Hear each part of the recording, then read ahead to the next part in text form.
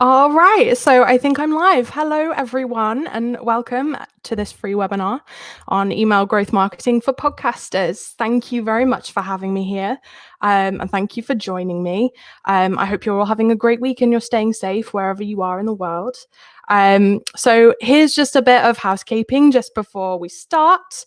If you can't catch the whole session today, remember that there's a full replay available straight after we finish right here on this channel.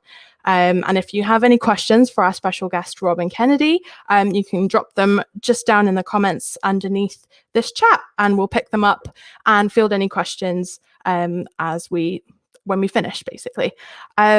So why are we here today? What's this webinar about? So if you follow our updates and our blogs, you'll know that we've been focusing quite a bit on email marketing over the past couple of weeks. We recently released this huge new upgrade to our Captivate podcast sites, which now support opt-in forms and capture forms and lead magnets. So that's a great new marketing tool that you guys can use free to any Captivate user on all plans. So that's live now. So we thought that we'd host this webinar basically to kind of bring you some of the advantages and benefits of email marketing, and talk about why it's such a great medium for podcasters to promote their shows and build close relationships with their audiences. So to answer these questions, we thought we'd bring on some great experts. So we're bringing on Rob and Kennedy, the email marketing heroes. You'll see Rob and Kennedy spreading the word about email marketing on all kinds of platforms. And they've got a blog. They host a wicked podcast called The Email Marketing Show. They do training. They do consultancy. They really are the experts. So we thought we'd let them come on and tell you everything you need to know, basically. So I'm going to bring them on now. Hello, Rob and Kennedy. Hello. Nice to have you here. Nice to be here. That's awesome. And I understand you're going to speak for about half an hour, and you've got a little presentation for us about email marketing and how podcasters can use it. And then we've got, I've got a few questions because I love email marketing. And we can also field some questions from our viewers as well. So I'm going to let you just take it away. I'm going to add your stream here. Lovely. Okay. There we go. Lovely. All right. I'll go full screen. That looks smashing. There we are. Technology. Good. So, welcome. We are really excited to share with you this this presentation and this training about how to actually master email marketing, specifically for your podcast. Where podcasters, you podcast, he, she podcasted, all of the podcasting is happening. But email marketing is a critical bit of all of this, as the fine folks at Rebel Base Media and Captivate have been talking about over the last few weeks and continue to do that over and over again. First of all, in case you've not come across us before, which, we can't blame you, we're not everywhere. Lots of places, we're not everywhere. Let's talk about who the heck we are, and we're not going to blather on about this forever. That's not be like, here's all the awards we've won. Nobody really cares. But just to give you a bit of context, basically, we like to say something unusual, which is a hypnotist and a mind reader walk into your inbox. Yeah, so I'm Rob, he's Kennedy, obviously, and for the past 18 years, we've been performing all over the world, lucky enough to do that as two weird things. I'm a comedy hypnotist. There's a picture of me doing a show there, getting people on stage, hypnotizing them to do crazy things. Kennedy's a mind reader, which means that he's not psychic, he can't speak to your dead aunt, but he fuses psychology and influence and reading people and understanding people to make it look a lot like he can read people's minds. And we've been doing that for, like I said, the last 18 years or so. And along the way, we became really naturally just very good at email marketing. We really liked it. We found it was a really good way to grow our entertainment businesses, but also the other stuff we've been doing along the way, like teaching other entertainers how to do what we do and all of that cool stuff. And we realized that actually our techniques that we use on stage, the techniques that I use to influence somebody to believe a certain thing about themselves, or that Kennedy can do to influence them to make a decision or to convince, to figure out what decision they've made, we can actually apply those techniques to email marketing. We can apply the psychological strategies of that stuff to email. And that means that we get higher engagement and more sales from every email that we ever send, but we can do it without being really salesy, right? Yeah. Yeah. The thing is with this, it's not like you don't need a degree or a PhD in psychology and stuff like that to actually make this work. The key to it is to use some really simple techniques to deepen the relationships that you have with your subscribers. And these are techniques you can use not just in your emails, but in your podcast itself. You see that a lot of these techniques actually cross over. So the thing is, though, we have a little story in that we're now on to our third podcast. And we got it wrong. We got it completely wrong and couldn't make it work 3 times. It all started off, and it all comes back to our business, one of our businesses, which is a software platform called Response Suite, which we'll not talk about here. But it all started with that, and we started off with a podcast called the Customer Success Podcast. And we were starting a podcast. We were podcasters. We were having a great time. But we couldn't really get people to turn from listeners into customers. We really struggled. So all we did is we thought, right, it's definitely the podcast's fault. It's the name. It's the name that's putting them off. We'll have a new name. Right, so let's scrap the customer success thing. Let's have a new podcast, and we'll have one called 3 Marketers Walk Into a Podcast. Cracking name, got us lots of attention, very nice, but still really struggled, even though we got to speak and interview to some of the biggest marketers in the world, legendary marketers. We really struggled to move people from the podcast into the world of our emails, where we can actually do a lot more nurturing and all the other good things we're going to talk about that you can do with email marketing. We still didn't really nail it. We weren't able to move people from listening into being an email subscriber and then to become a customer. So we took the learning from those 2 podcasts and we launched a new podcast and we niched it down. We took Mark and the team here's advice about niching down, becoming really targeted, really focused. And now we have a weekly podcast, which is called the Email Marketing Show, where we only talk about email marketing. And that was one of the very first lessons that we definitely know helped us to turn people from subscribers of our podcast into subscribers of our email list, in that there was a very clear message. We weren't talking about anything to do with marketing and then trying to get people on our email list, which was very generic. We're talking about something very, very specific. So the first lesson is the specificity of your podcast, as Mark always says, is one of the keys to the growth and the success of your podcast, not just with actually getting good download numbers and getting good growth on listening on the podcast, but also if your messaging and if your topic of your podcast is really precise, then you're going to drive quality people, and the people you are going to get on your email list and who are becoming your customers are much more likely to be higher spend, higher, much more fan type customers, much more fan type people. So the big thing is, Rob, it's not like a case of, do you want to do podcasting or do you want to do email, is it? No, so when we became obsessed with email marketing, lots of people thought that meant we only believed in email marketing and we didn't want to do social media or podcasts or any of that stuff. But as Kennedy said, it's not an either or situation. You want to do both of these things. You want to make sure that your podcast supports your email list growth. Your email list growth supports your podcast growth. And we're going to talk about that as we go through this. And they both have their strengths and their weaknesses, right? Like selling on podcasting is a little bit tricky. Like it's hard. Sure, you listen to podcasts and some podcast hosts will decide to make an offer directly on the podcast. Come and join my membership program. Come and join this thing. Apply for a coaching call. We've got an event happening. And sure, that sort of works, but there are some limitations to it. And it means if somebody listens to an episode of your podcast because they like that particular podcast guest, and then they don't come back to listen to the next one for any reason, your one opportunity at getting that person as a customer is gone. Whereas if you use it as a list building mechanism in the ways we're going to talk about, you now get to email that person back to your podcast in future and back to your paid offers as well. So while selling through podcasting can be tricky, selling through email is one of the best things that you can possibly do. So let's talk about podcasting as a list building strategy. Right. I mean, the great thing is when someone joins your list because they've heard your podcast, and we'll show you, this is not one of those trainings where we don't give you the answers, by the way. We're going to show you many techniques that we use and our friends in podcasting all use to do that, to move people from listening to being on your email list so you can serve them. But the great thing is when someone listens to your podcast and they join your email list, they have a much deeper relationship with you because they've already heard your voice. So when people read your emails, they can hear your voice saying the things you're typing in their head, which is a much more intimate relationship than if they haven't heard your voice. Now, we know that email marketing works brilliantly, even if they've not heard your voice already out loud. But if they have, it's even better. So it's a much deeper connection. The second thing is, if you structure your show in the correct kind of way and your content in your podcast is so that they actually learn things about you. And I'm talking about personal things, and we'll give you some strategies on how to use that in a second. They will feel like they know you, right?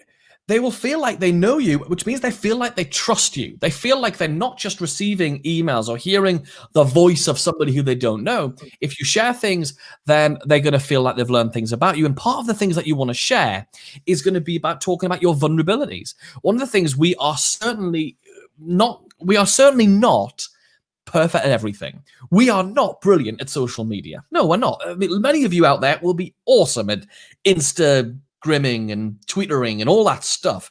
We're giving it a shot. We're having a go at it. We're on all the platforms, but we're not brilliant at it. And we're very clear that we're really strong at email marketing, but we're not great at those things. We show our vulnerabilities. We're not exactly cool. I mean, look at us. We're not exactly footballer material, right? And also, the thing is, it's very possible that when somebody hears your podcast and they hear you say, hey, go join my email list for one of however many reasons that we're going to talk about, they probably don't listen to one episode and then go take that action. It's going to have a lot of repetition is going to have to happen before they'll go and join your list. The great news about that is they've already made a huge commitment to you, to spending time with you before they ever go and join your list. So they've already jumped through some hoops. They've already shown up every day, every week, every month, however often you're releasing a new app. And they're showing that commitment. So they've already kind of committed to you and your brand, your voice, your style, your topic in your way before they even get on your list, which is not usually the case. When they get on your list from any other medium, what you have to do usually, and still have to do, is make sure you use the first few days of being on your list in order to do all of that stuff. With podcasting, and move people from podcasting to your email list, you've done all of that stuff already. You've done a lot of that stuff, and you've actually taken it a lot deeper. The other great thing is, because you've shown up regularly, that you've shared expertise or whatever, you've already positioned yourself in their minds as the person who knows what they're talking about, and they trust that they know that you're talking about it because they've turned up every week or whatever to listen to your content. You've already positioned yourself because you're sharing stuff they're interested in. They wouldn't be doing that. They wouldn't be showing up and listening to your podcast if they didn't think you were in a good position. And because you showed up every single week, they know that you're reliable. We live in a world of the lowest levels of trust on the internet, especially ever. And because you show up every week, that shows that you're reliable. You're a person they can rely on to turn up every week. They hear your voice. They know about you, your vulnerabilities. You're there every week. You're there in their ears and in that intimate media. So that's all well and good. So we know podcasting is brilliant as a list building strategy for all of those reasons. The question is, how do we do it? Let's talk a bit about how we actually do it. So within our podcast itself, because this is really important, it's a bit like anything. If you get the first bit wrong, the rest of it falls over. So in order for the rest of what we're going to show you to really work, we wanted to share with you some of the stuff that we do inside of our podcast itself to make sure that people are predisposed to become great subscribers to us in advance. So the first thing that we do is we introduce each other with a different fact in every episode. So one of the things that this came from, we heard a couple of podcasts where the recorded voiceover would introduce the guest, but it kind of just said the same thing every week. And we thought, this is interesting. How can we introduce each other with a different fact? Now we're lucky in that there's two of us, but you could do this by having a recorded voiceover do it. You could do it by just telling them a fact about yourself. But we introduce each other with a different, interesting fact. For example, Kennedy has never had an egg before, never had an egg, doesn't know what an egg tastes like. And mine is that I am obsessed with penguins. I cried when the penguin parade happened at Edinburgh Zoo, right? So just a random fact. And literally every single week, whether it's a Robin Kennedy episode or an episode where we're interviewing a guest, we have a different fact that we introduce each other with. So that's the first thing that we do. Again, it really helps to deepen those relationships. And you know what? People come up to us at events or on calls and in Facebook groups and say, "Oh, I love penguins too. You've never had an egg. How can you never have an egg? Eggs are amazing." And it means sometimes they come up to us and they quote things at us that we've forgotten we've even said in the podcast, and that's a little bit surreal. So it's amazing how much these facts stick inside people's minds. We also keep it totally conversational and very chatty. We want it to feel super real and because we are very, if you came up and talk to us at an event, what you see is what you get. What you're seeing right now is what you get. What you'd hear us talk about on the podcast is exactly what you get. And we want people to know that. We want people to never feel like I couldn't possibly go and talk to them if I met them at a conference or something. So we're very, very conversational, very, very chatty, because we want them to feel like they're just sitting in the conversation and listening to two friends, or like when they're listening to the guest episode, they're sitting with us and listening to us interviewing one of our friends. We want it to have that feel to it. Another thing that we do is we have regular segments that we know people look forward to the point just the other day, we got interviewed by our friend Steve in his Facebook community. And when we went and did that interview, he wanted to pull two of those segments, which was the fact about Robin Kennedy and something we do called Subject Line of the Week, where every week either us or a guest will share a subject line that worked particularly well for us. He wanted to pull those segments out into the interview that he did with us, because they're like featured segments. Like those are things like on your favorite TV shows, your favorite game shows, your favorite quiz shows. They've all got those segments that you're definitely looking forward to. So we wanted to make sure we had that.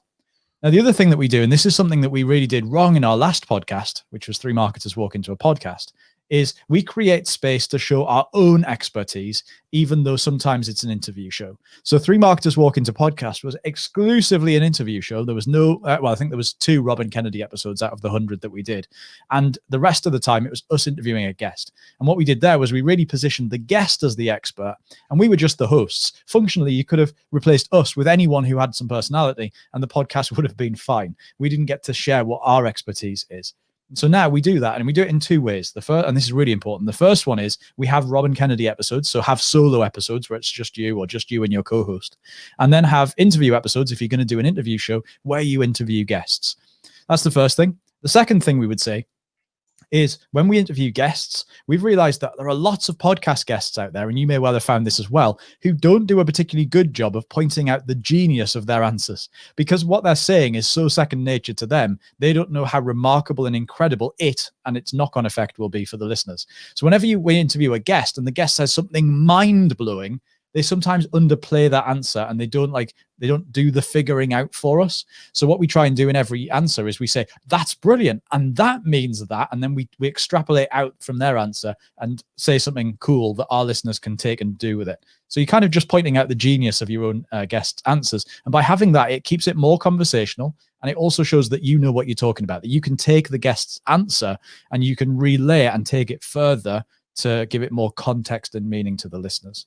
And whenever we have a call to action to come and join our email list, which is more about what we're going to talk about in a second, we always talk about it as if it's continuing and it's deepening our relationship. It's not 2 separate things. It isn't our podcast is over here and you should also go and join our list. It's, wow, this episode's been amazing. I wish we could have talked about this for 10 hours, but can't possibly because we haven't got time. So listen, if you want to continue this conversation, if you want to jump in on this conversation, if you want to talk about how you're using this, and if you want to further our relationship, come and hang out over here, come and get this thing, come and do this. So that again helps us to feel like it's a continuation of what they're already listening to. It's not like a random call to action to come and join your list.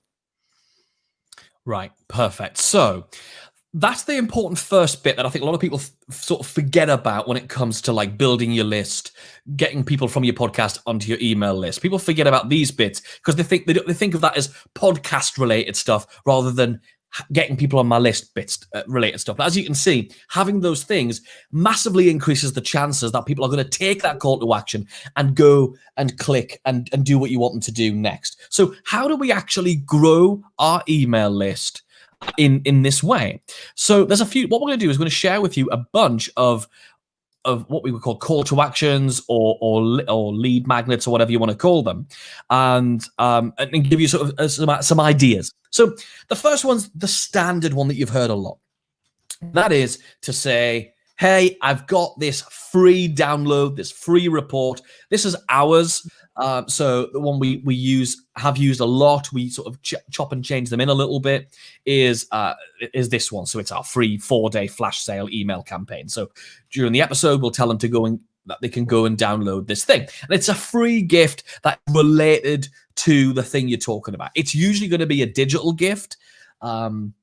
Although I have heard people do things where they say it's free, just pay the postage if it's like a physical book or something like that. That has been done a few times and it works, I think, fairly okay. But you're not going to get the number of people paying for something, even if it's just the postage, than you would if it's a free download like this. So it's the standard thing. Hey, before we get into the episode, go check out, we've got this free thing. Here's where it is. So that's the first type of way of getting people onto your list, is a free report, a free thing like that. The second one is sort of similar, but it takes a totally different angle. This isn't something we've done, but I'm going to share it with you from our friends Matt and Joe, who have the Hustle and Flowchart podcast. And they do a thing where basically to get their show notes are much more detailed than most people's show notes would be. That's the first thing. Their show notes are like, you could read the show notes, pay no attention to the episode, and you would get tons of value. They're very long, very detailed, and really go into the nitty gritty. And so basically what they do is they give you the opportunity to opt in for what they call to be this companion guide, this episode companion. And basically what they do is they have somebody takes all the furiously writing notes about the episode, and then you can go and opt in for those notes. And there's like even some urgency to it, because they take those notes down from being free, I think 2 weeks after the episode airs. So the episode goes out today. You've got 14 days to go and get those episode notes. After that, they've gone and they're put into their paid membership area. And so it's kind of like a content upgrade. If you enjoyed this podcast and you want to get the full notes so that you can just quickly refer back to everything that was said, just go to this website and you go ahead, you put your email address in, and they'll send you this companion guide. So it's the same concept. It's just the thing that you're giving them away for free is rolling and changing based on the current episode. Right. The next one is actually people will subscribe to receive your emails. This sounds mad, but it really works. We've done it. We do it. It works very, very well. In our business as Email Marketing Heroes, we email an email marketing tip and story and whimsical thing every single day. And we say to people, if you want inspiration and from our famous daily emails to level up your email marketing, put your email address in here. So it doesn't need... It doesn't need to be like this big free thing you've created. It could be, hey, come and join our list. You'll receive our daily tips or our weekly newsletter or whatever, however you want to position it. So people will opt in and join your list just to receive your emails. And look at that beautiful page. I mean, isn't that the ugliest thing you've ever seen in your life? But I'll tell you what, it works. We threw it up one day and then realized because we needed a page quickly and we've never changed it because it works. So there you go. Another option. This is, again, one of our friends, Charlie Valor from Valor Media, has a podcast called The Business of Podcasting.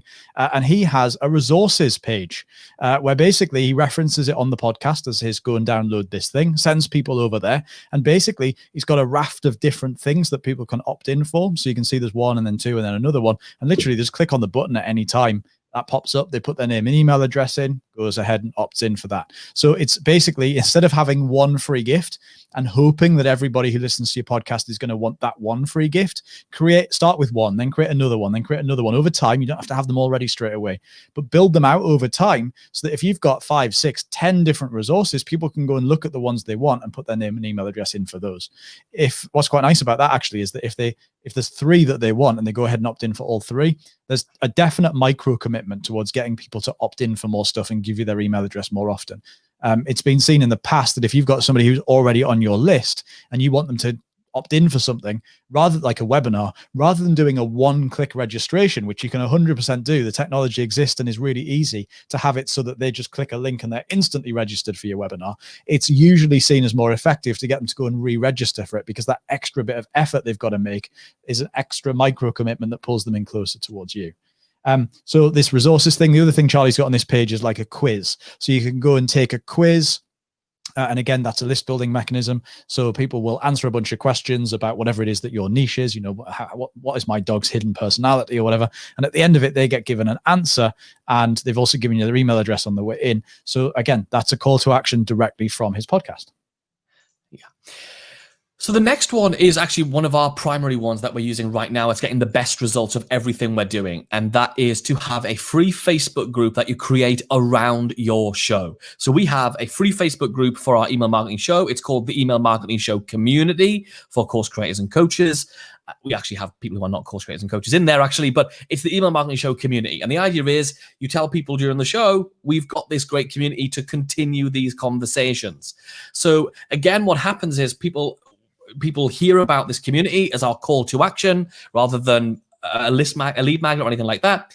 We tell them where to go find it, and they come to this page and they request to join the group. And when they click to request, 3 questions you can have questions that you pose to people when they request to join your group. And our 3 questions are: receive a daily email marketing tip in your inbox, join our list, and we'll also send you a 4-day flash sale campaign free. Type your email address below and we'll send it over to you. That's the call to action. So they can put their email address in there, and then we use another app to pull it out of there and put it into our email marketing system. Just as a hint, if you're going to do this, and we highly recommend it because it's really our most effective strategy right now, because we're building a community and also building our list, which we love, of course, to talk about email marketing every day. It's fabulous. But by adding this phrase, and obviously this comes back into Rob and I's psychological background, using psychology and influence skills, we added the phrase there at the end, which says, not required. If you'd like it, it's a gift. Although there's a typo in that thing for some reason. Not required, just if you like it, gift. That's weird. Anyway, that's a typo. Maybe the typo's the thing that's making it convert really well. All I know is when I added that phrase in, our conversion went much higher. So maybe it's the typo that's doing it. I thought it was like call to action. There you go. Then the second question we ask is, where did you find out about us or this group? Really important question, because one of the hardest things that we all struggle with as podcasters is tracking, is knowing, did that person type in my website because they heard my podcast? Did they come to my blog, or did they come to my whatever because of the podcast? The number of people who type in there to say, heard the podcast every single day is really, really high. So this is a really good one. And then what we do is our third question is, which of these best describes you? And they're sort of in a light gray color on this preview that I grabbed from our admin end. But it basically says our different types of people that we tend to help most, which is, I've got an online course, or I plan on launching one. I'm a coach or a consultant. I've got a paid membership website. Or the fourth one is, I'm none of these things, and I might be in the wrong place.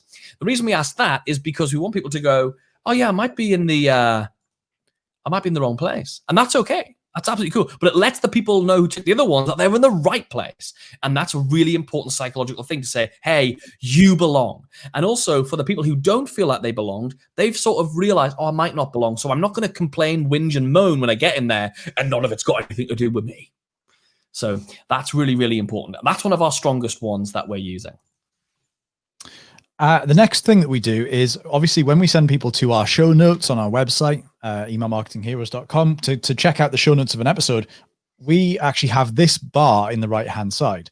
And so one of the things, this building moved a long time ago into this, from the space of put your name and email address in here to join our newsletter, and it very much became about bribing people with free things. But as we showed you early on, when we give people the chance to opt in for our daily emails, we do get people who just opt in because they want to hear from you more. They want to get more stuff.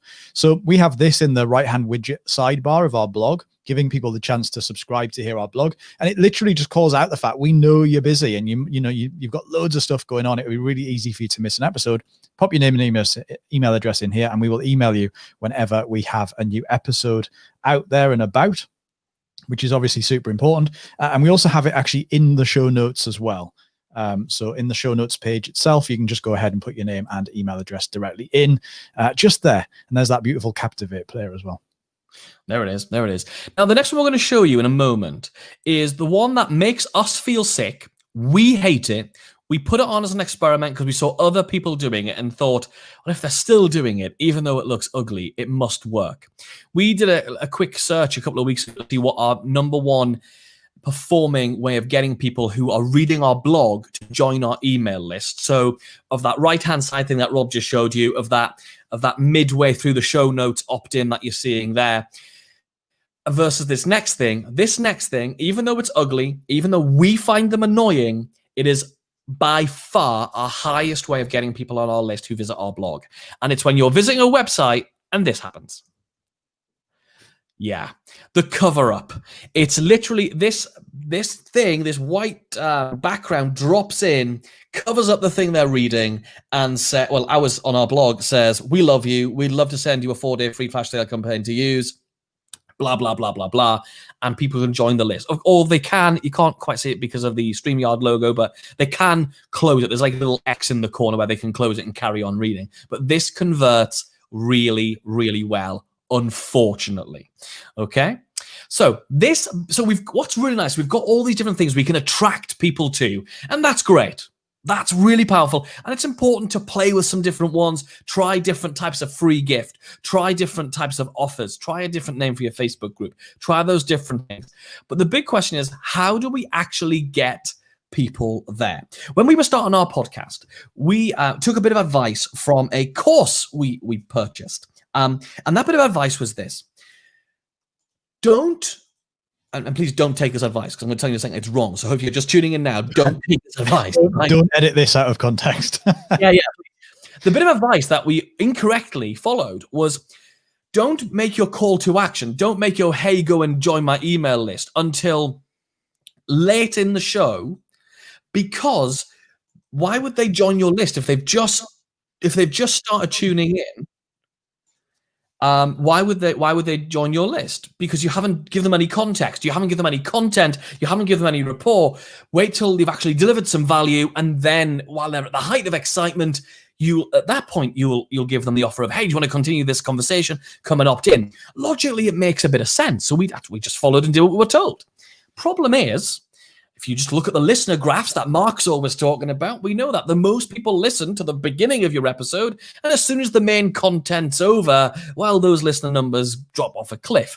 So the first thing we're going to do is we are going to mention your opt-in, your lead magnet, your reason to get on your list at the beginning of the show. The reason we're going to do that is, remember what we said earlier on in this session, which is people are going to listen to multiple episodes before they opt in. Right? So that person who's already listened to 2, 3, 4, 10 episodes before, and they still haven't opted in, they might hear the beginning of this episode and go, do you know what? I really like this person. I want to know I want to get their daily emails, or I want to go and join their amazing community on Facebook. You're giving them the best opportunity to do that for your repeat listeners. The chances are, on someone's first listen, you are not going to drive them to joining your email list. You might get a very small amount, but that's really not the biggest percentage. It's your listeners, your regular subscribers, who you're going to do with that. The next thing you want to do is to mention it again at the end, because you want to make sure that if people listen to the podcast and they get past that beginning bit and they think, like Kennedy just said, well, I'm just going to listen, and they sort of ignore the decision to go and do it. When they get to the end, that may be enough to drive some of those people to go and do it. And likewise, again, as the podcast episodes stack, as they listen to more and more episodes, if you mention it at the beginning and at the end, they've got more chance of doing it. Especially if you're anything like me, when you listen to podcasts, I tend to do it when I'm walking to the shop, when I'm driving to somewhere. Like, I do it in transit most of the time. And so sometimes if I'm driving and I hear a podcast episode start, I can't do that thing whilst I'm at the beginning of it. But by the time I get to the end, I may have got there, like my situation may have changed. And so you want to make sure that you give people a second reminder. The other thing that you'll often get is, if you tell people what to do and where to go, if they haven't got and we'll talk obviously about making that as easy as possible, but if they haven't got a thing to write that down or save it, or they're going to forget. Whereas if you mention it again at the end, they may have time to get the pen and write it down and all of that good stuff. So make sure you top and tail the episode with it. And that's important.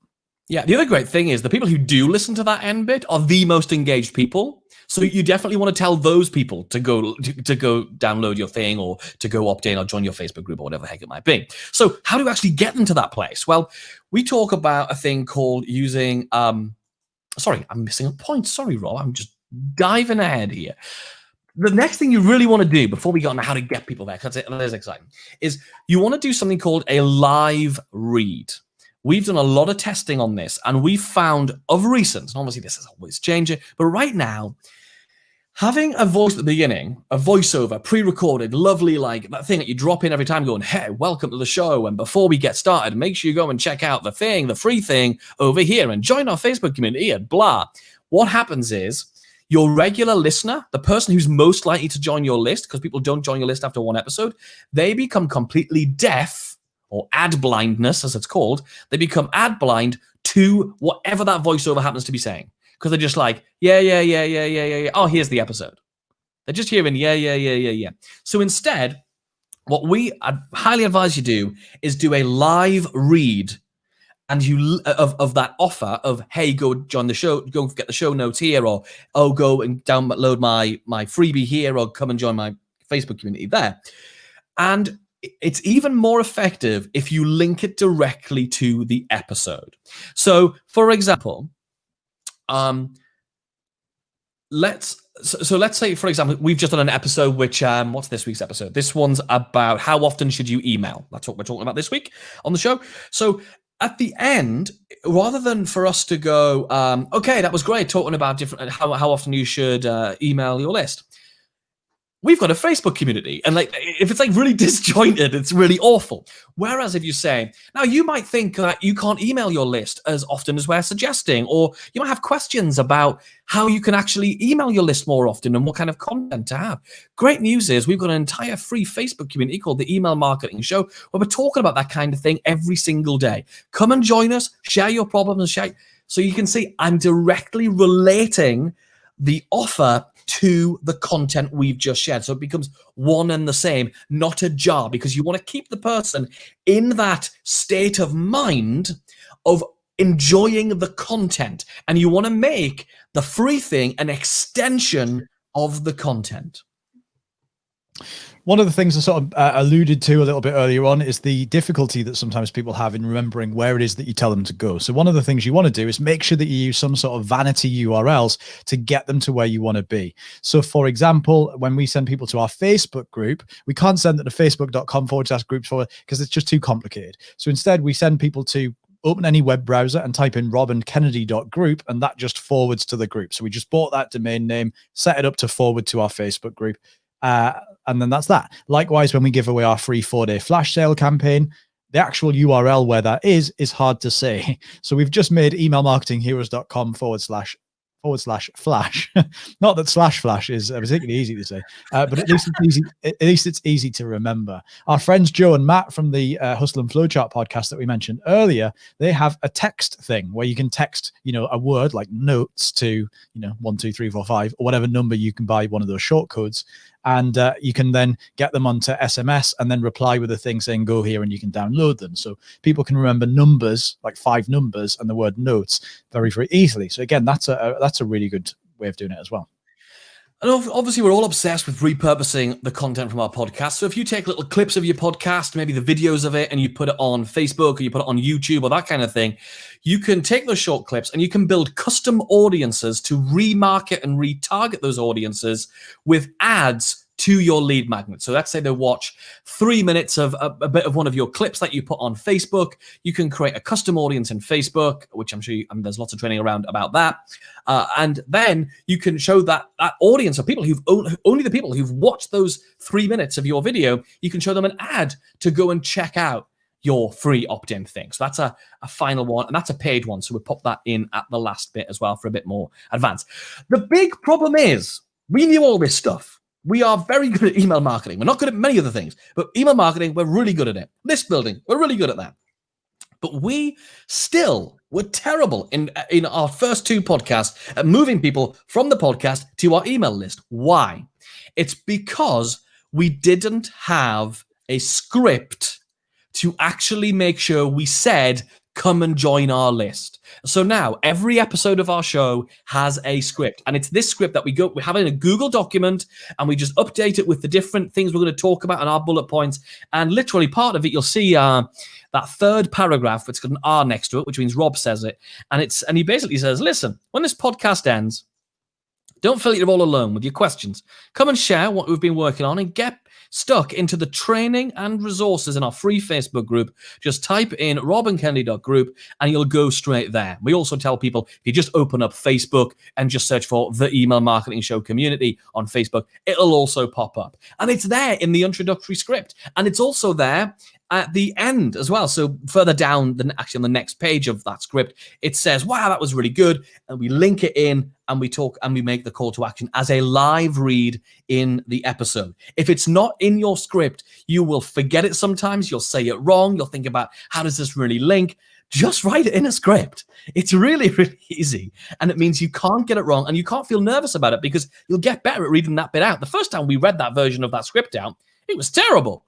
But as we do it more and more every single week, it feels much better. And we don't read it word for word. We start it word for word usually, but then we sort of go off piste. But we know that we have to get started at that point. We know exactly when it's going to happen. Rob knows as soon as I've said, here we're going to talk about this thing. Hello, on today's Email Marketing Show, we're talking about the 6 essential email marketing automations in your email marketing engine. And then Rob knows he's got to say the pitch for the Facebook group. It can't get missed out. It's impossible. Yeah, and we missed it out for such a long time before we had this script. And the other nice thing about this is, and you know what, the fact that this isn't a pre-recorded thing, it's a live read, as we said, is that if you realize, actually, do you know what, I just feel like this lead magnet isn't working, let's change it, because the Facebook group is by far not our first lead magnet. You can do that really easily on the fly without having to either get back and record a new little segment you drop in all the time, or without paying a voiceover artist to do it. If you have it as, I've heard it as like a recorded voiceover thing as well. So that works really, really well. So now that's a whole bunch of ways that you can set up your podcast to send people to your list. That's great. A really great way to actually send them from your podcast to your email list. And bearing in mind, all of those but two, the two examples we showed you from 2 other people, we don't do those, but the rest of them we do. Like, they're not like examples we've thrown together for this presentation. So we've got it in our widget, we've got the cover, we've got it in the show notes. You can have it in the player now. You can have it, like, we've got it everywhere, and we've got several different things that we send people to, the Facebook group, the flash sale campaign. So it's about having lots of different places that you can send people to, because not everybody's going to resonate with the same thing. So you can mix it up and keep it different.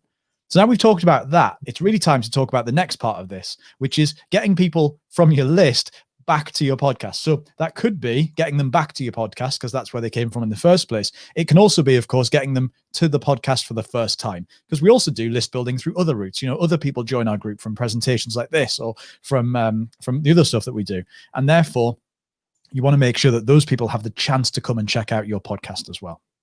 Right.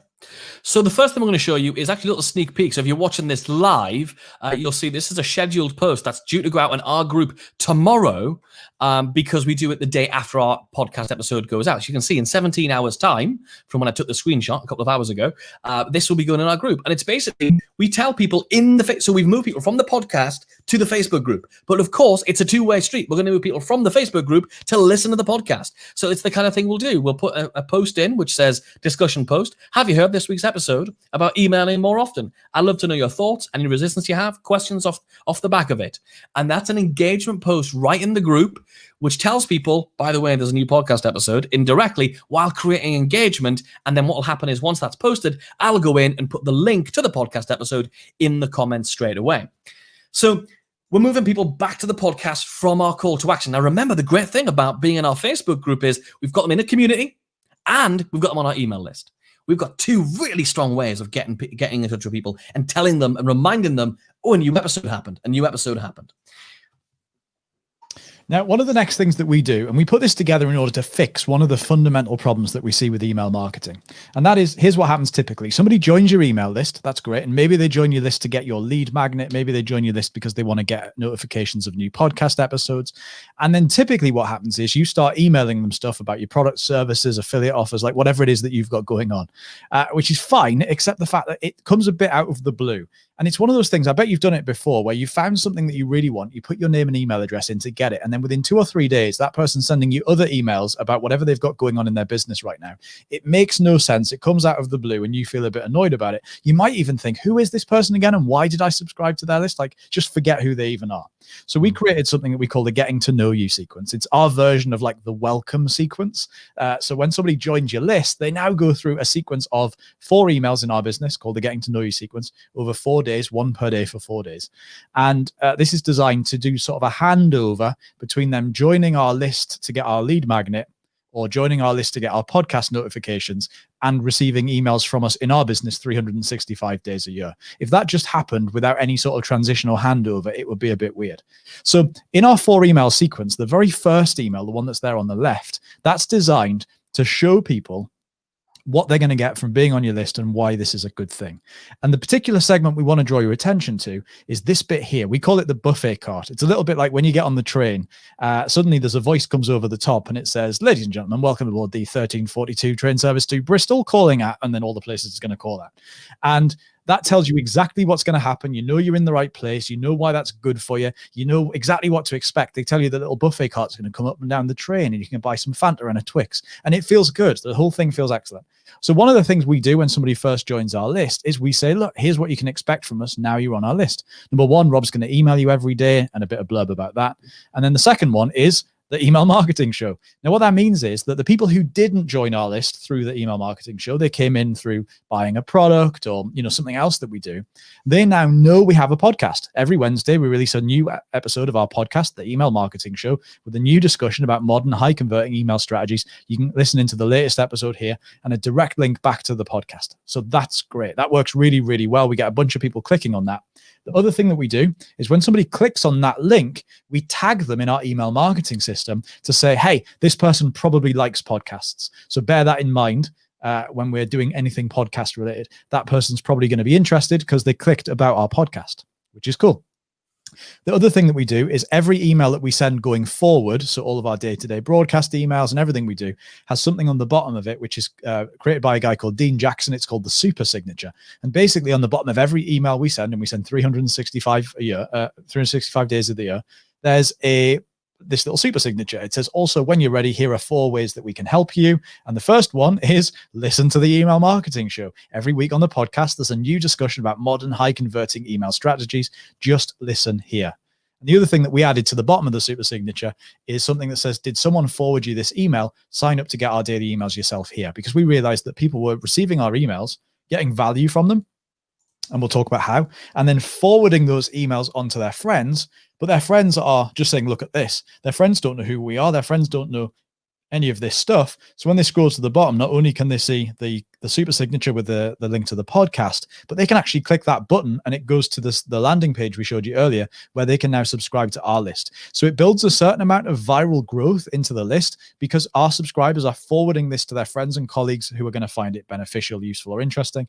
And then those people can either just click through onto the podcast directly, or they can go ahead and subscribe to our list. So think about the viral growth, not only from having a great podcast where your listeners tell their friends. You've got to, like Kennedy and I every week say, oh, have you heard this podcast? I've just found this new podcast, and tell each other about it. So people do that, but you also get people forwarding emails now about your podcast. And even if the email they forward is about something else, a product you've got or something like that, you've still got a link to your podcast in the footer.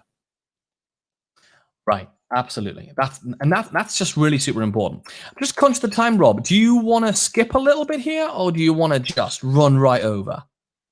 We should find out if we've got permission to run right over, shouldn't we? Yeah, we could find out. We'll find out in the private chat of our gracious host. Hello, I'm popping on the screen. How are you doing? Hello, everyone. You can run over however much you like. Take your time. Okay. All right. Okay. Cool. All right. Okay. All right. In that case, let's great question from Caitlin, which is, are these emails automated? Yeah, those first 4 emails that go out when someone joins our list are automated, sent 1 day apart. So no matter when people join our list, they're in like an automation, an autoresponder, or however your system calls it. So all of this is lovely. But what do you do about emailing your subscribers between episodes? Because you might release an episode once a week, or maybe twice a week, or you might do it once a month, or whatever your release schedule is like. So how do we do that? Well, what we want to do is we want to send emails. We want to ask you the question: what if your subscribers actually enjoyed receiving your promotional emails? One of the questions we get a lot is, surely emailing every single day, people just report those as spam and they hate you. No, weirdly, they actually really enjoy them. And we set this as a challenge. Like, how can we send emails every day that people actually enjoy receiving them, even if they are promotional? And what actually, if your emails, and the only way to do this, by the way, is if your emails deliver value in their own right, in and of themselves. And what if you could actually entertain, inform, sell, all at the same time? Yeah, selling at the same time as doing all those things. The big thing we have to do is we need to flick a switch in your mind. Now, can I just say that this is the best photograph of a light switch that exists on those copyright-free open websites. So if you are a photographer tuning in, and you've got a lovely photography podcast, there's a cracking market in photographs of light switches. So get yourself tucked into that. Anyway, basically, we need to think... we need to change the way we think about emails. And this is what we are traveling the world virtually right now, spreading the word about. And that is, emails are not a thing that you send just whenever you want to make a sale. That is a really self-serving thing that business has done forever. All businesses have done it. They've thought of email marketing as the thing that are sent when we want to make a sale. And that's the reason why, as consumers, as people, all of us buy stuff, is we've began to loathe receiving emails, because the only time we hear from people is when they're flogging us something. What if instead you could turn that around and realize that your emails could actually deliver value as often as you want, help people out in multiple ways, so that at the moment they are ready to buy, you're there, instead of only emailing when you want to sell something. And you know what? Switch. Do you know what, we think about it this way with everything else, with our social media, with our podcasting? Like, you know, when you're flicking through Instagram and you see somebody's motivational quote and it really jumps out at you, it really grabs your attention and you want to pay attention to it. And in fact, you might like it. You might like it so much you comment on it, and you might love it so much that you even share it to your story. I think flicking through Instagram stories earlier today, I think I saw more people sharing other people's grid posts to their story than I did actual story posts from the people I follow. So it shows people are doing that. And you wouldn't think of dropping from posting on Instagram twice a day to once a month, would you? But people do it with email. So what if we could make emails as emotionally solid and useful as those Instagram posts? And likewise, if you got a podcast that goes out every week, the consistency of it's important. If you had the time and the headspace and everything to do it, you'd probably consider going to twice a week. Heck, if you could do a daily podcast without all the effort it requires, you would probably do it, right? Because you know that it's going to be valuable to people. So we need to see emails in exactly the same way. We need to realize that the monthly email newsletter, or even the weekly email newsletter, just doesn't cut it anymore. But if you can do the emails the way we're going to show you, you get to send people stuff. Because here's the thing you need to know. Email is isn't a notification service, right? We don't care about the emails that we get that are purely transactional and notification-y. So if you buy a new mattress and they send you an email about it, I'm using that example because I have just bought a new mattress and they haven't emailed me about it, so I'm a bit worried. But the emails they send you just to notify stuff, they're not interesting. They're useful. They're sort of transactional. You just have a glance at it. So I bought a thing. Here's an email about it. Somebody's tagged you in a picture on Facebook, so we're emailing you about it. What they're doing is they're trying to push you over to Facebook, but it's not all that interesting. It's not all that useful. Instead, we need to make it so that emails themselves are useful. Now, an email saying, "Hi, we've got a new podcast episode," it's useful, but it's not particularly interesting in its own right. It's useful because they want to see the podcast episode. But what if we could make it more interesting and more engaging than that, right? Right. And the only way to do that, or the best way to do that, is to use stories. Stories are the easiest and the best way to email. They are emotionally engaging by default without you even having to try. They are easier to write because we all think in stories. We're all thinking about the thing that happened earlier, the thing that happened when I was young, or the thing. They're all stories that we collect along our lives. So this is how I'm going to show you now how to actually sell in one of these story-led emails, right? And we have basically 4 different frameworks that we use in order to send emails, and we're going to share with you one of them we call the traditional. And it literally goes like this. It starts off with some kind of opening story, a story about something. It doesn't even need to be about the thing you teach. In fact, almost never are our daily emails about anything like email marketing. Rob's done emails about the fact he bought a doorbell and people still knock on the door. I've done an email about the fact that I've got 2 Bengal kittens who you can probably hear in the background. I do stories about this kind of stuff all the time. Then we transition from that story into some kind of lesson. What is the moral of the story? What is the thing that story tells us as it applies to our market? So one of the things might be, I got some Bengal kittens. They're really lovely. So I tell a story about something the Bengal kittens did. I'm making some off the spot now, but I got these Bengal kittens. Why did I get Bengal kittens? Because I thought it'd be really nice to have like a thoroughbred cat. I've never had one before. And that's what's really interesting about when you get something that's a specialist in something. For example, we're specialists in email marketing, and we only talk about email marketing. And you can see now I'm segueing into a lesson about being a specialist.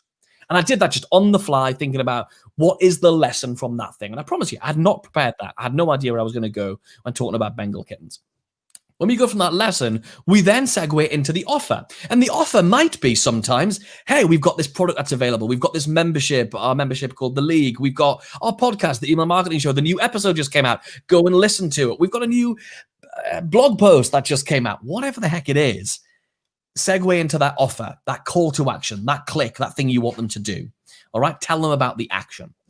In fact, what we thought we would do is we thought we would, and I can talk through this if that's all right as well. Rob, it's up to you. We can see. But this next slide, if we've got any graphic designers or people who are really good at design, we're gonna walk you through exactly one of these emails that we sent a few weeks ago. We just copied and pasted it onto this slide. But if you're a graphic designer, please do not be intimidated by how beautiful this next slide is. It's horrific. Okay, so here's a real one. First of all, the subject line is a creepy message from a German, which has got lots of intrigue in it. It's very specific. It's creepy. It's not just a message. And it's also got the word German in, which means it's not just from a friend. It's got two really good specificities in it, which is a great technique for subject lines. Being really specific is a great thing to do. Blandness tends not to work. So this nice yellow color, custard color, is the story. So Rob wrote this one. So it said, Kennedy went very pale when his phone went ding. First name, so Mark. We hopped on a Zoom call and I said, Guten Tag instead of hello. Within 5 seconds, Kay got a WhatsApp message from his German pal, Thomas. The message just said Guten Tag. That is creepy in it. Like when you think about a long-lost friend and suddenly they call you out of the blue. I don't really believe in coincidence, but I do believe you can be in the right place at the right time for something miraculous to happen.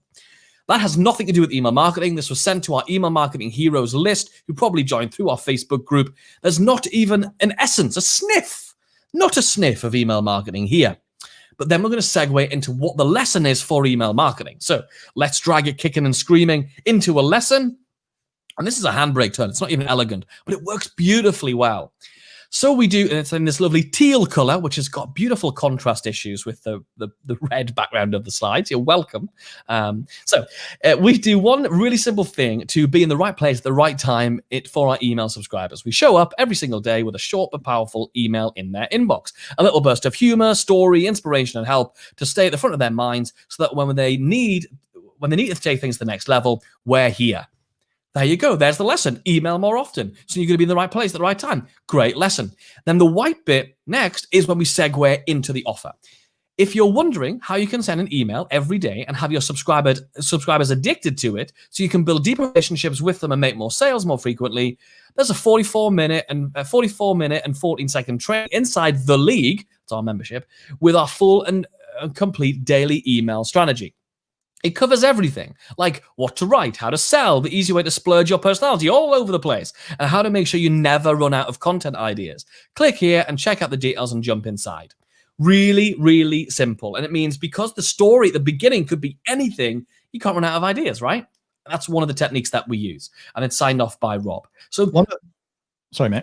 You go. You're good. One of the things to point out there, by the way, is that, and this is pure coincidence. So maybe I do now believe in coincidence. But this week's episode on our podcast, as Kennedy said, is about how often should you email your list. So bearing in mind that if this was an email not to sell our program, The League, but it was to send people to our podcast episode this week, this exact thing would have worked, except the yellow and green section would be the same. The white section would say, so you might be wondering, how often can you email your list? Well, conveniently, we're talking about it in this week's episode of the podcast. But can you see how this is more interesting than Well, it's Wednesday, so there's another podcast episode out. And this week, because before I've got into the topic of the podcast, we've lost their attention because we're just using it as a notification episode. So in this case, there's nothing for them to come blind to, because every time you send the thing, it's interesting. They don't know where it's going to go. They don't know what's coming next. So with this kind of approach, you can now easily tell people about the new episodes. You've got people on your list.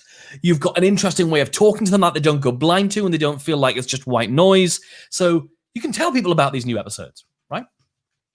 You can also deepen your relationship with your listeners rather than just being in their ears once a week, or if they don't listen to every episode, like once sporadically every few weeks. You can now get to be with them between those episodes. You get to show up more often and deepen your relationship. They get to find out from you not only on your podcast, but also everything that you tell them by email too.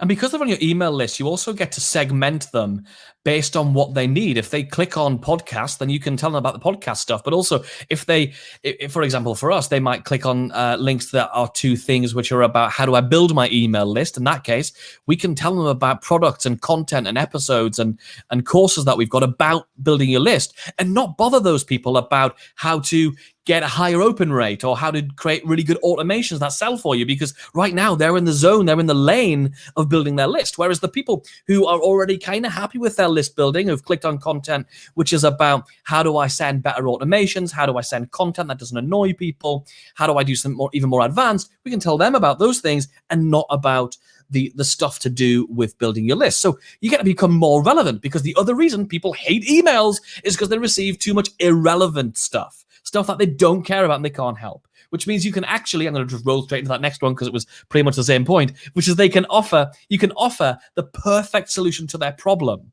because you know what their problems are because they're on your email list, right? Yeah, absolutely. Building your list from your podcast listenership. You can, of course, promote other people's products or services as like an affiliate where you get a commission from that. And actually, here's a big one. You can, speaking of driving traffic to other people, you get to drive traffic to your appearances on other people's podcasts, which is obviously building status and influence. I mean, how awesome is it that one of the best ways to grow your podcast audience is by being on other podcasts, because you're in front of people who like to listen to podcasts. They're into that medium already. So if you're actively guesting on other people's podcasts, if you're not, you should be. Like last year, I think we made 60 podcast guest appearances. We're probably going to beat that this year. I think by being on other people's podcasts and referring traffic and referring the listeners to come and listen to your podcast, that builds status and influence with them, build your audience. But now you can email your list about your podcast appearances, which is great. It's great content without that much work from you. But also, it's much easier to get on other people's podcasts if you've got an audience. If you go to some big podcast and say, hey, can I be on your podcast? I've got a list of 100,000 of your perfect customers. And it doesn't have to be 100,000. I've got a list of 5,000, 10,000, whatever. You've got a list of whatever. And they're into podcasting because I've got a podcast. That makes it much easier. That's something really big to leverage in order to get approved to be on other people's podcasts. The other great thing is, unlike anything else, unlike any social media channel or anything like that, you're actually, by having people on your email list, you're building an asset that you actually own. You own the data, you own their email addresses, and you can communicate with them directly, regardless of what algorithms or reporting or any of that sort of shenanigans that we all struggle with across all the platforms. Regardless of any of that, you actually own that data and you're building an asset which you can then turn into a business. It helps you to stay in touch with people between episodes, as we said. And actually, you can get direct input from your listeners to help you improve the podcast as well. Sure, when you're doing your podcast, you can say to the listeners, look, we'd love to know, what do you think about the podcast? Go and leave us a review. But we know getting reviews is actually quite hard because it's quite a lot of effort for people to put into. And usually people just rate your podcast and say, this is great, really love it. I love this episode. You're awesome. And that doesn't really help you to shape and build and grow your podcast. Whereas you can actually email your subscribers with surveys, which are obviously great fans of because we have a survey platform, but you can email your customers with surveys. You can have polls. You can like grill them for what it is that they love the most about your podcast and use their feedback to shape the future development of the podcast as well, which is super powerful.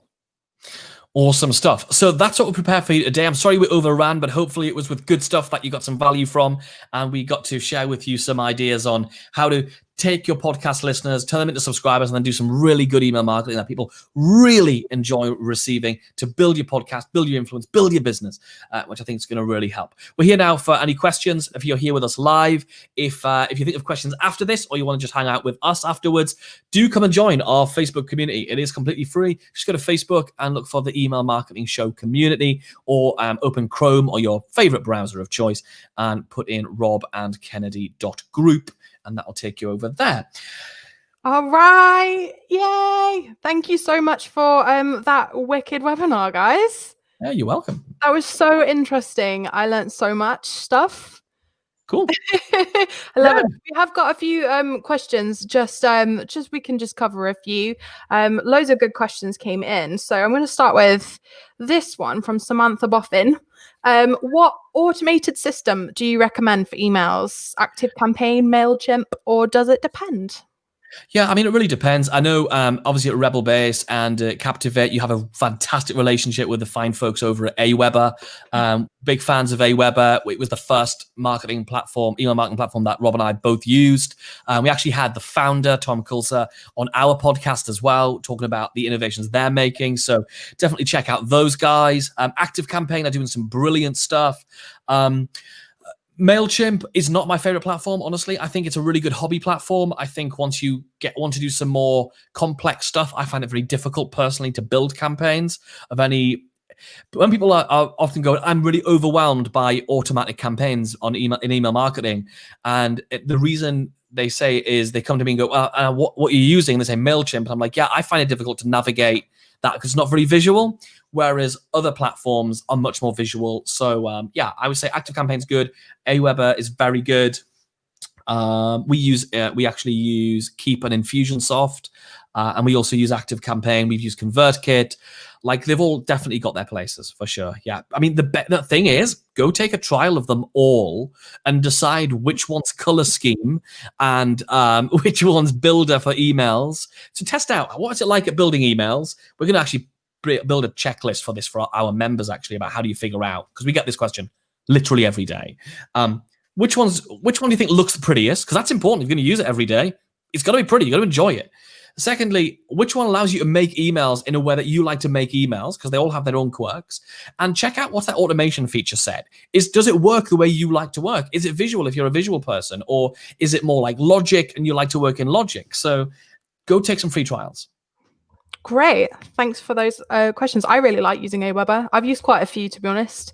And I would agree with you. It's all about preference, really. And how you best like to put together campaigns visually or logically. Next question. Lily Cantor asks, can you get sponsors for an email newsletter or include adverts as a way to generate income? You definitely can. It's actually becoming a surgence of a business model as well. If you look at massive email newsletters, things like The Hustle, and Morning Brew, and the one that started it all off, which is for women, which I now can't remember the name of, begins with S. Anyway, the something beginning with S. Anyway, their model is to create an email newsletter, like an old fashion style articles and links to stuff, and they monetize primarily through affiliate marketing, but mostly through ads. So you definitely can do it. It's not our model that we choose to use. We would rather use an affiliate promotion and that kind of thing, where we share the success or failure of it a little bit with the vendor of the person we're promoting. But yeah, you definitely can do it. I think that affiliate marketing would be the way to go first. The reason is that way you get to build proof that you've got an email list who will buy stuff. That gives you much stronger data to take to ads. If you go to ads and say, listen, we promoted this thing and look at the sales we made, you would, for a small fee, you can advertise. That means you've got some proof now that you've got an audience who will actually buy stuff. So you definitely can do it that way. And it's going to be a very similar approach to if you were to try and find a sponsor for a podcast. Right, next question. Dead America Media asks, when does your marketing turn into spam and how often should you send out email? Thank you for the great information. Well, thank you for the thank you, Dead American Media. So your email marketing turns into spam when it is unsolicited. You've got to do a couple of things. One, think about relevance. You could email me every day about my favorite topic, like email marketing or podcasting. I'm never going to report that as spam because I'm really interested in that stuff. But if you start sending me stuff about like sports or something like, look at me. I'm not a sporty person, am I? If it's eating cakes, I'm your man. I'm on that list. If it's sports, that's spam to me. So that's the first thing. Second thing you want to do, set expectations. So one of the things we talked about in our getting to know you sequence, that sequence that everybody goes through the first time they join our email world, is we set those expectations. The first thing you're going to get is Rob's daily dose of inspirational and ideas on email marketing. Guess what? We're telling you we're going to email you every day. Secondly, go check out the Email Marketing Show. Third, Twitter. Fourth, blah, blah, blah. So you want to set expectations. The other thing is, by law, and using great platforms like Aweber, you can include an unsubscribe link at the bottom of any of your emails, which means people can automatically, without having to email you and jump through hoops and send a picture of their driver's license or any of that stuff, they can automatically unsubscribe from your email list. So if you give people the option to get out and you set expectations and you send relevant stuff, then it's not spam, even if you emailed every minute of the day. If that's what your bag is, and you found a way of making that work, then that's okay too. Great answer. Right, last question, guys. Megan Clark asks, where do you find inspiration for creating good emails and subject lines? Cool. I've just remembered that the name of that newsletter is The Skim. So if you are looking for it, it's called The Skim, one I was thinking of before. They were like the OGs in that space. Subject lines. What we tend to do is we tend to write the email first. That's the big important point. Because even if you think you know where the email is going to go before you write it, you really don't. Like, it's going to change direction as you go. So for us, we always start with the email and then look through the email and try and figure out, and for almost every email, we write 2 subject lines and then split test them against each other to see which one gets not the best opens, for a whole bunch of reasons, but which one gets the highest number of clicks. So we'll test 2 subject lines against each other. Little bonus lesson for you here. Test 2 subject lines against each other. And the way we do it is we send them out to 30% of our list. In other words, 15% each for 4 hours. And whichever one gets the highest clicks in 4 hours, that goes out to the rest of them. And that all happens automatically by the platform. Different platforms work slightly differently, but you'll be able to get something close to that. So we come up with 2 different subject lines. And the way we tend to do it is to look for the story that we used in the email. So in the one that Kennedy showed you before, or we showed you before, because I was here too, was the one about the creepy German. So that's the story. So we looked through that and said, okay, great, let's pull something out about the story. So in this case, it could have been Thomas sent him a text message. It could have been something about coincidence. It could have been something about something in German. Like, there's a whole bunch of different options there. And then we looked at the lesson. Okay, great. So what would be something in the lesson that's about showing up more often, sending more emails? How often should you email? Those are the things we get to pull out of there. So for the story and for the lesson, you'll get to pull out a few different ideas and then play around with those to see which one is the most interesting in an inbox. So, for example, an email I sent out last week to promote our podcast was the subject line Kennedy's accident. And it was about the fact that like 12 years ago, something, Kennedy got into email marketing by accident. But the word Kennedy's accident is oh my God, has Kennedy been in an accident? Has he had an accident? Like, what's gone on there? And we need to figure that out. Was he an accident? Yeah, was he an accident? Yeah. Kennedy's mom's accident. So we had to figure this out. And so basically, we tend to go for stuff that is either curiosity driven. So what's this about? So Kennedy sent an email once that just had the subject line. In fact, it's in one of our automations, just has the subject line Dad. That's the only subject line. Yesterday's email from us was BFFs. So we often just pull out a few ideas from the story. We pull out a few ideas from the lesson, and then we narrow it down to the one we think we can pull into the most interesting subject line, either because it's got a pun in it or because it's curiosity driven, or it could have like some sort of double meaning somewhere along the way as well. So yeah, that kind of thing. Great. Okay, well, I think we're going to stop there now, guys. Thank you again so much for your time, and thank you for answering all those wicked questions. If people want to, ask you more questions, where can they find you on Twitter? On the old Twitter, it's at Rob and Kennedy. Of course, on Instagram, it's at Rob and Kennedy. Or you can come to the Facebook group, the Email Marketing Show community. Yeah. Great. Perfect. Great. And if anyone has any questions regarding podcasts, you can tweet Captivate at Captivate Audio, or just drop us a comment on this YouTube channel and I will answer away. So thanks everyone for joining today. And thank you. All right. See ya. Thanks.